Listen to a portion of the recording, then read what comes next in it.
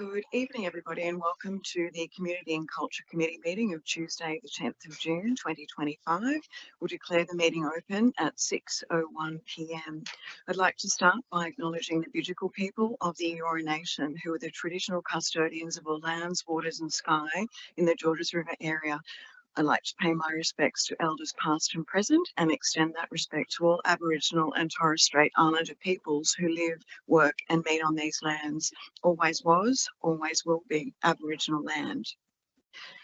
Apologies, I think we have everybody here tonight, so we won't need that. We'll move on to our next item, which is, if I can turn the page, sorry. Next item, we have no request to attend via audio link because everyone's here. Notice of live streaming of council meeting. The staff and public are reminded that this meeting is being recorded for minute taking purposes and is also being broadcast live to the public on council's website in accordance with section 5 of council's code of meeting practice. The recording will be made available on council's website. The order of business is as shown in the agenda, which has been made available. Staff and public are reminded that this meeting is open. Doors to the meeting room are to be left open unless the meeting moves into a closed or confidential session, according to section 14 of the Code of Meeting Practice. Only if the meeting moves into a closed or confidential session will the public broadcasting of the meeting be suspended. Council's Code of Meeting Practice prohibits the electronic recording of meetings without the express permission of council. Mobile phones must be turned to silent during the meeting. Disclosures of interest. Do any councillors have any interest to declare tonight? No? Great, okay. Public forum, we have no speakers registered for tonight's meeting, so our first item on the agenda for us to deal with is the confirmation of minutes from the previous meeting held on the 12th of May 2025. Could I call for a mover? That's moved by Councillor Allison and seconded by Councillor Mort. And I don't think we need to go around the room. We can just go, all those in favour, please say aye. Anyone against? Okay, we'll declare that carried. Our next item, we're going to committee reports, and that's COM 017-25, the report of the Georges River Council Sports Advisory Committee meeting held on the 22nd of May. Before we go to a bit of a report on that, I'll call for a mover and a seconder. So that's moved by Councillor Mort and seconded by Councillor Wang. Thank you. And we're going to hear from Manager Margaret Lee, and she's going to provide us an overview of the report and the meeting. Thank you. Thank you through you, Madam Chair. Good evening, councillors. So this report presents to council for consideration and approval the meeting minutes of the Georges River Sports Advisory Committee meeting that was held on the 22nd of May. So to receive a note, but a summary of what the business paper items were that evening. We had the sporting infrastructure capital works update, an update on the Cars Park aquatic facility, Lux lighting at our sporting facilities, an audit that's underway, and then we provided a comprehensive overview, a new item called the Sport Community Facilities and Events Update. And we also, prior to the meeting, the formal meeting, we had a really engaging workshop by a representative from the Office of Sport, workshopping the Play Her Way strategy, which helps encourage more women and girls play and stay in sport. So happy to take any questions. Councillors, any questions for Ms. Lee? Councillor Mort. Yeah, I'd just like to congratulate the speaker that we had on the night. She was absolutely outstanding and very, very encouraging of, involving young women and kids, females, particularly in sport. So thank you. And also I'd like to acknowledge the update that we had from the swimming on the aquatic centre on Cars Park Pool. Just know that there was some discussion from Mark Smith, and his concern was around whether or not the Office of Sport was including a program pool. So I just wanted to note that. Thank you. Thanks, Councillor Mort. Councillors, are there any further questions? Okay, we might, Ms. McKinley might just go around the room for that one, please. Madam Chair, For. Councillor Allison. 4. Councillor Anzalotti. 4. Councillor Arthur. 4. Councillor Demoski. 4. Councillor Gow. 4. Councillor Liu. 4. Councillor Mort. 4. Councillor Wang. 4. It's unanimous. Great, thank you. We'll declare that one carried. We'll move on to the next item, which is COM 018-25, the report of the Beverley Park Steering Committee meeting held on the 4th of June. Before we go to a quick report, I will call for a mover and a seconder, please. It was moved by Councillor Allison and seconded by Councillor Mort. And we're going to our manager, Margaret Lee, who's going to give us a brief overview of this report. Thanks, Margaret. Thanks again, Madam Chair. So this is a quarterly meeting of the Beverley Park Steering Committee. The meeting was held 4th of June and the minutes are attached, and the items discussed at the meeting were the public grounds report, the finance report, and an update on the Beverley Park Golf Course Plan of Management.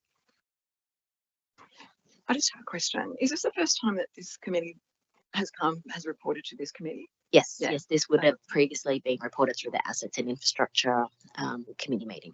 Yeah, thank you. Councillors, any other questions on this item? Okay, well then we might go to move the Ms. McKinley. Thank you. Madam Chair. 4. Councillor Allison. 4. Councillor Anzalotti. 4. Councillor Arthur. 4. Councillor Demoski. 4. Councillor Gow. 4. Councillor Liu. 4. Councillor Mort. 4. Councillor Wang. 4. 9 votes for, unanimous. Excellent. Thank you. We'll declare that one carried. Now our next item is COM 019-25, Waste Management Subsidies for Council's Community Property Portfolio. We're going to hear from the Director, Christy Dodd, with an overview of this report, but I'll just first call for a mover and a seconder. So that was moved by Councillor Demoski and seconded by Councillor Mort, I think, yes. And we will go to Ms. Dodd. Through you, Madam Chair. So this report makes recommendations regarding the waste management subsidies within the community property portfolio. As everyone's aware, Council is in the process of rolling out a new waste management contract and has recently reviewed the fees and charges for the 25-26 financial year, which has allowed us to identify the opportunities for improvement and consistency across that portfolio. So you'll see the action plan within the report for the next steps outlined. So there's 3 things that we're working towards. One, this has provided us with the opportunity to consult with community groups around what kind of waste management they require. It's given us an opportunity to develop a standard bin allocation framework. So whether that's 2 red, 1 recycling, whatever it might be, but we're working with the community groups to make sure that there's consistency in the application of that waste contract. And we'll also be looking at then the inclusion of the waste fee being in the full subsidy amount. So anytime we have a new lease or license, we get the market valuation and the legal fees and the utility costs and everything like that. So the waste fee will be reflected within that overall amount, and then we will get the subsidy taken off that. And that allows us to see the true cost of the portfolio to Council as well. Is there any questions? Councillors, do you have any questions on this item? I actually did. Just sort of noting that there's obviously, I think it was, you listed the number, was it 39, something like that, community groups that might be affected by that. So I know that 1 or 2 have sort of contacted me a little bit concerned about the waste charges. Council will be writing to them directly, I would imagine, just to explain to them what this new process will be. Through you, Madam Chair. So we have talked to, I think it would be the similar groups that you're speaking of, and we're waiting. We've just said at this point, please wait until Council makes any decision. It's going to Community and Culture and then on to Council this month, and then when that happens, we'll be writing to all 39 occupants to talk through those next steps with them. Okay. Yeah. Thank you. So no further questions, councillors? Okay, Ms. McKinley, if you would mind going around the room. Madam Chair. 4. Councillor Allison. 4. Councillor Anzalotti. 4. Councillor Arthur. 4. Councillor Demoski. 4. Councillor Gow. 4. Councillor Liu. 4. Councillor Mort. Councillor Wang. For. 9 votes for, unanimous. Great, thank you. We'll declare that one carried. Our next item is COM 020-25, outgoing sponsorship request 2025 Beachside Dash, St George and Sutherland Medical Research Foundation. And before we go to a report from Margaret Lee, I'll just call for a mover and a seconder. Moved by Deputy Mayor Councillor Nancy Liu, and so seconded by Councillor Demoski. And we'll go to Margaret Lee. Thank you. Thank you, Madam Chair, through you. So this is requesting for Council's approval for an outgoing sponsorship request of $8,500 for the 2025 Beachside Dash in support of the St George and Sutherland Medical Research Foundation. So this is an event that's going to be held on the 14th of September. As everyone is probably well aware, that they do great fundraising efforts for medical research in our area. The staff have assessed the request in accordance with Council's sponsorship policy and recommend approval for this event.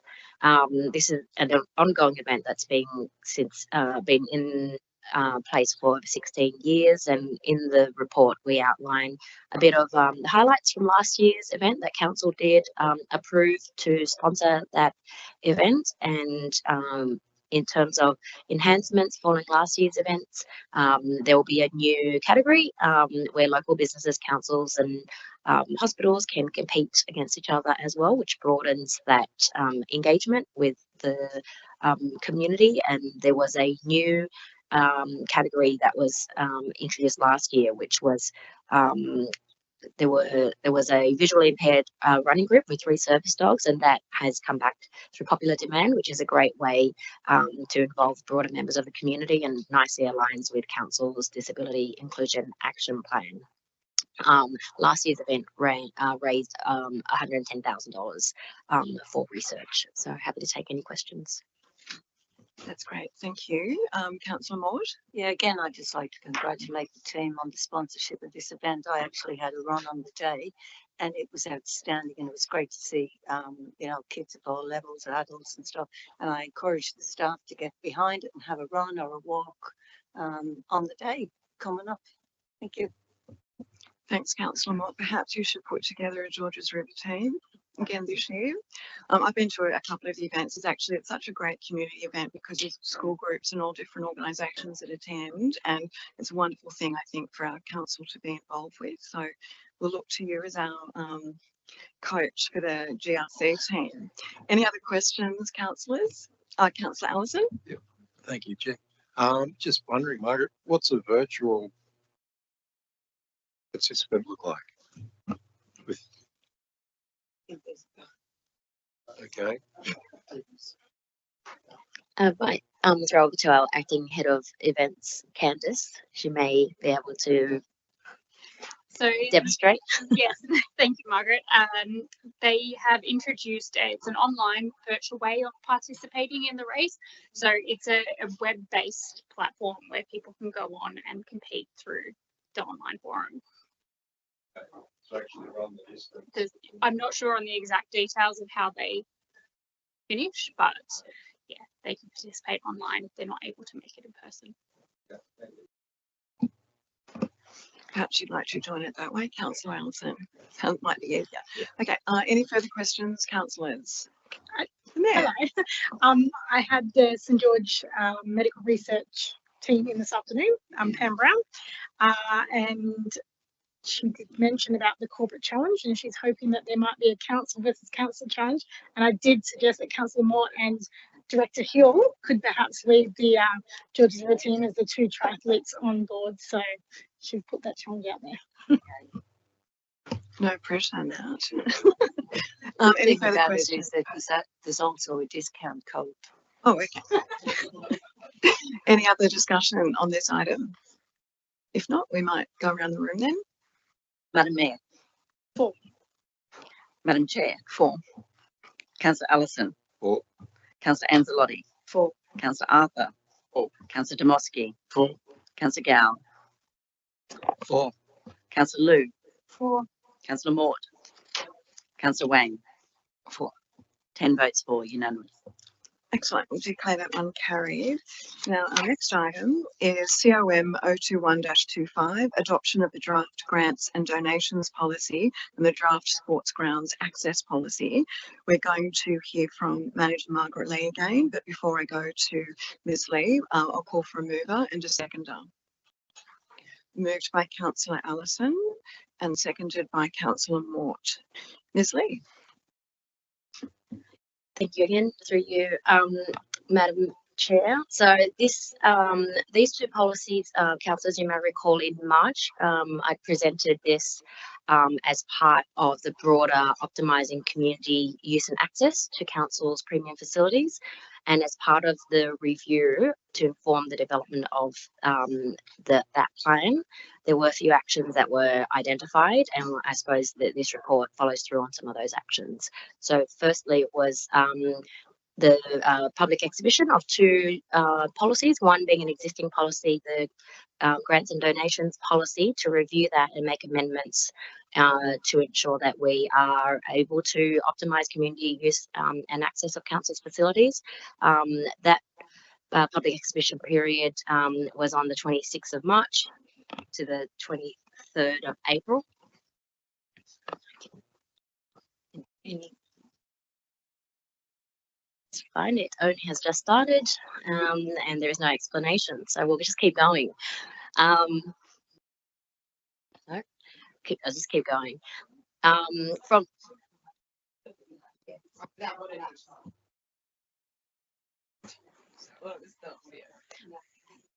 during the public exhibition period for that policy, we received 3 pieces of feedback from the community, and as a result of that, we clarified eligibility and ineligibility expenses around our event grants and venue hire grants, and a few further clarifications to improve readability and understanding for our community.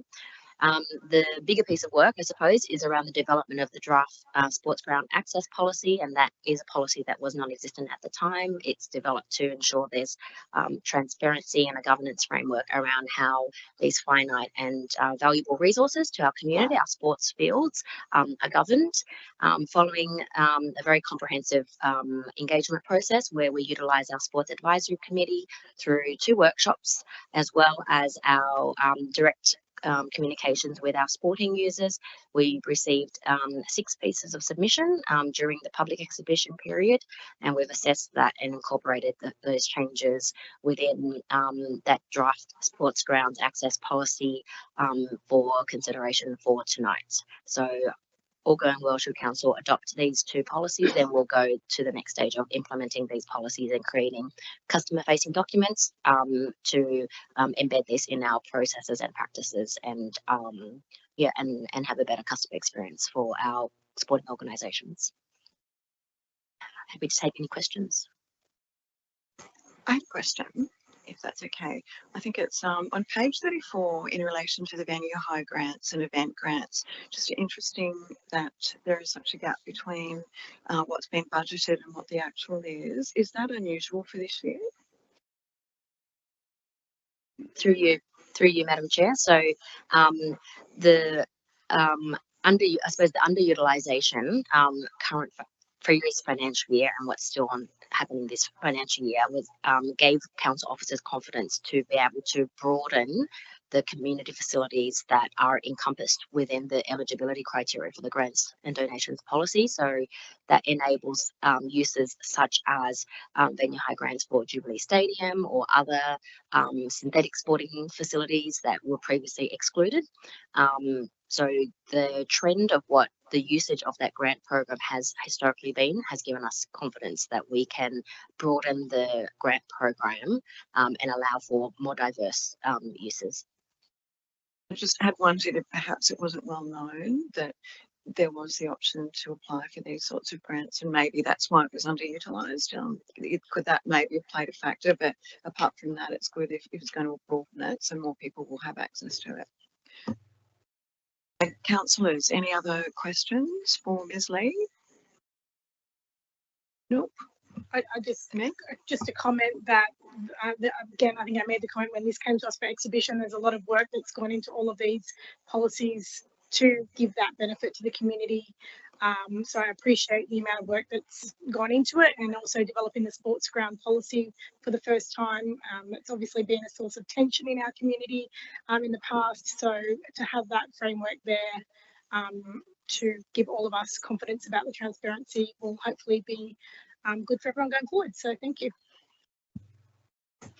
Thanks, Madam Mayor. I will just sort of second that. Actually, I think one of the things that people were concerned about, some of the long-standing clubs who had access to certain fields for a long time, were concerned that perhaps that might not be lasting. But my understanding was that priority will continue to be given to the long-standing users of those fields, etc., rather than somebody who can't sort of come in and bid a higher lease fee or whatever. It's just always going to be a priority will be given to them, but to share it around a little bit more and for better use of the fields. Yeah. Councillors, any further questions or discussions on this item? Oh, okay, Ms McKinley. Madam Mayor, For Madam Chair, For. Councillor Allison. For. Councillor Anzalotti. For. Councillor Arthur. For. Councillor Demoski. For. Councillor Gow. For. Councillor Liu. For. Councillor Mort. For. Councillor Wang. For. 10 votes for, unanimous. Great, thank you. We'll declare that one carried as well. Our next item is COM 022-25, homelessness in Georges River. We're going to hear an overview of this item from the Director, Christy Dodd, but I'll just first call for a mover and a seconder. That's moved by Deputy Mayor Liu and seconded by Councillor Allison. Thank you. Through you, Madam Chair. So there was a council resolution that the General Manager prepare a report outlining how council can continue to address homelessness in the Georges River area. So as a result of the resolution, council officers have prepared a homelessness in Georges River study, which is quite comprehensive and attached to that report, which we're asking you to receive and note tonight. The study looks at demographics of Georges River and notable trends, academic research, what community organisations there are within the local government area, as well as what supports other local governments provide regarding homelessness, noting that there is different demands of homelessness in all local government areas. So the impact and the response would be different. So it's been identified that there is a higher risk of homelessness for already vulnerable and marginalised people, and there was a significant number of people approaching homelessness. So whilst I guess what people's perceptions of rough sleepers are, and that primary homelessness is quite low in Georges River, the secondary and the tertiary levels of homelessness is quite high. So when you look at 0.3 and 0.6% of the population emerging heading towards or at risk of homelessness, it is quite high. So the study's been very informative when we look at the gaps in the current service provision in the local government area, and then also looking towards Table 1 has an action plan that's been outlined, which will, it's a good mix of advocacy, financial assistance, well, we're proposing advocacy, financial assistance for community organisations, capacity building. So making sure that if someone does see someone sleeping rough or hear of someone who is at risk of homelessness, that they know who to contact and what services are available, and making sure that that is available in different languages as well for our diverse community. And then also there's a few longer term items in there around exploring the provision of expansion of either crisis accommodation within our community property portfolio, or the ability to have dual use of some of our venues for hire. So whether there's extreme weather conditions and there are people sleeping rough, that we have a place for them to be able to go during that time. So there is an action plan in Table 1 outlined in the report. As I said, it's a very comprehensive study and a lot of work's gone into it, and I thank the council officers for that. And we have both Maddie and Alexis here to answer any questions. Thank you, councillors. Does anyone have any questions about this item? actually did want to ask a question. Based on the action plan, I think it had revitalising the directory of community organisations providing services. Accessibility to that is obviously going to be really important, so that it was recently reported to me that there was someone sleeping rough in the LGA, and they were not sure which services to refer them to. So if someone was to go onto council's website, for argument's sake, is there information, like perhaps this report, with that report going to be attached to, well, it's on the business papers, isn't it? Because it's a really comprehensive report, it's a lot of information. Obviously the data goes back to 2021, so the next census will update that. But is it accessible for somebody to find out that Wesley Mission might be the correct service provider? Is that on our website currently? Do you want to Through you, Madam Chair. So we have left that deliberately broad because we currently have an online community services support directory, which helps people to contact all different community organisations that are working across different areas. But we recognise that for people who are living rough, sleeping rough, they might not have access to the internet. So we would pull out some of those key services and perhaps create a Z card, which are those sort of little business size cards that you can fold out that would have those key numbers, or you can either do just a business card that has sort of top 5 resources so that they can be handed over and then easily stored. So yeah, acknowledging that things are not always going to be accessible online. So we'll be marketing those things in different ways as well. Yeah, and that's what I'm thinking. If you're homeless, you're more than likely not going to have access to that. But people in the community who have been alerted or become aware, come across somebody who is sleeping rough, don't know where to go and which are the relevant services in area. So, you know, as councillors, it'd be really useful for us to be able to, when somebody raises it with you, well, Wesley, when I wasn't really aware that Wesley Services, I know they're operating out at Beverly Hills, I think, but I wasn't aware that they would probably be the primary organisation that we would refer people to. Obviously, their resources are very limited as well. Yeah. So they have an office on the Avenue in Hurstville, so they're very engaged with this area, which is where we're seeing an increase in the rough sleeping as well in the Hurstville CBD. thank you very much. Councillors, any further questions on this item? No, well, I would encourage everybody to have a good read of the accompanying report to this if you haven't had a chance to, because I think it gives you some very sobering statistics. That's for sure, particularly when you consider how cold the weather is at the moment. It's very concerning. There's a lot of people that do fall through the cracks that we need to try and look out for. Anyway, moving on, Ms McKinley, if we could go around the room, please. Madam Mayor, 4. Madam Chair, 4. Councillor Allison, 4. Councillor Anzalotti, 4. Councillor Arthur, 4. Councillor Demoski, 4. Councillor Gow, 4. Councillor Liu, 4. Councillor Mort, 4. Councillor Wang, 4. 10 votes for, unanimous. Thank you. We'll declare that one carried. And I think this brings us to our final item of this evening, COM 023-25, place naming proposal for Caledonia Crescent Reserve. And we're going to hear from Manager Justin Yeomans. But before we go to Justin, I just call for a mover and a seconder. Moved by Deputy Mayor Liu and seconded by Councillor Mort. Thank you. Thank you. Through you, Madam Chair. This report concerns a place naming proposal for Caledonia Crescent Reserve with the 3 recommendations there that Council endorse that name for the 2 reserves, 2 lots there on Caledonia Crescent and Peakhurst, and that that proposed name then be put on community consultation for no less than 28 days, and then that a further report after that be brought back to Council with the results. That's our standard process for naming reserves, where Council's role is to identify and develop names that are in accordance with place naming requirements, and that it's the responsibility of the state GMB to approve proposed names. So this name that's proposed tonight, Caledonia Crescent Reserve, was identified through research as a long-standing name that's been assigned to that reserve, but that it's been informal. It's never been gazetted by the state government.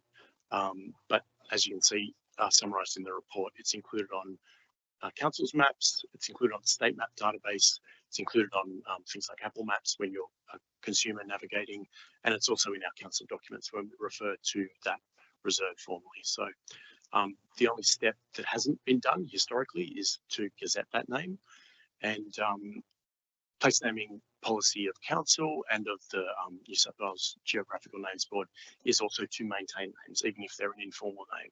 So that reduces confusion. If we change the name, it causes confusion with a new name being put in. So the report recommends to keep that long-standing informal name and to go through this process so that we can, after that community consultation phase, put forward a proposal that's backed by council to the GMB to formalise that name. If there are any questions, happy to take questions on that. Councillor Liu, did you have a question? Oh, okay. Councillors, any questions on this item? It's pretty straightforward, makes a lot of sense. Caledonia Reserve, Crescent Reserve on Caledonia Crescent Reserve or Crescent Street, Crescent. Councillors, anything else? No? Okay, well, we might go around the room then. Ms McKinley? Madam Mayor? 4. Madam Chair? 4. Councillor Allison? 4. Councillor Ancelotti? 4. Councillor Arthur? 4. Councillor Demoski? 4. Councillor Gao? 4. Councillor Liu? 4. Councillor Mort? 4. Councillor Wang? 4. It's 10 votes for, unanimous. Great, thank you. So we'll declare that one carried. And as there is no further business on the agenda for tonight, we'll close the meeting at 6:32 p.m. Thank you everyone for your attendance, and thank you to council officers for the work you put into putting together this paper for us to deal with tonight. And have a good evening.